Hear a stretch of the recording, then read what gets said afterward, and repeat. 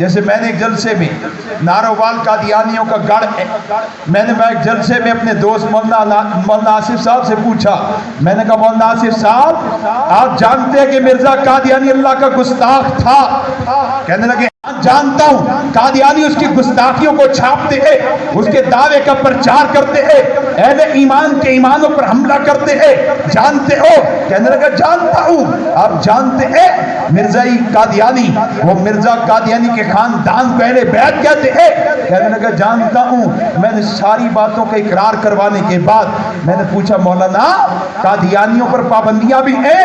کہنے لگے ہے، قانون ان کے خلاف ہے، موجود ہے۔ میں نے کہا پھر بتائے قادیانی قادیانیت کے پرچار کے لیے مال لگاتا ہے یا نہیں؟ کہنے لگا ہر قادیانی لگاتا ہے۔ صلاحیت لگاتا ہے یا نہیں؟ ہر قادیانی لگاتا ہے۔ تعلقات استعمال کرتا ہے یا نہیں؟ ہر قادیانی قادیانیت کے لیے، مرزا قادیانی کے ارتداد کو پھیلانے کے لیے اپنی صلاحیتیں بھی لگا رہا ہے، مال بھی لگا رہا ہے، وقت بھی لگا رہا ہے۔ میں نے کہا اسے ملتا کیا ہے؟ مولانا کہنے لگے ذلت ملتی ہے، رسوائی ملتی ہے، شرمندگی ملتی ہے۔ میں نے کہا مرزے نے مرزائیت کے لیے کیا کیا؟ کہنے لگے کچھ نہیں کیا۔ فاقے برداشت کیے؟ کہنے لگے نہیں۔ قربانی دی؟ نہیں۔ پتھر کھائے؟ نہیں۔ رویا؟ نہیں۔ بیٹیوں کا طلاق ہوئی؟ نہیں۔ میں نے کہا مولانا ہمارے نبی نے ہمیں کیا دیا ہے؟ کہنے لگے ایمان نبی کے صدقے ملا ہے، اسلام نبی کے صدقے ملا ہے۔ میں نے کہا اور کیا دیا؟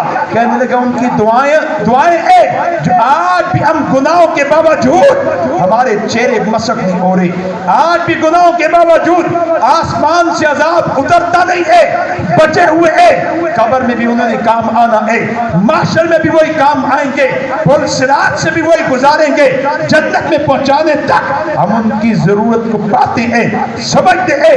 میں نے کہا انہوں نے وفا کی؟ کہتے وفا کی ہے۔ میں نے کہا سیدہ خدیجہ نے سارا مال کا لگایا؟ کہتا ہم پر لگایا ہے، سارا مال لگا دیا ہے۔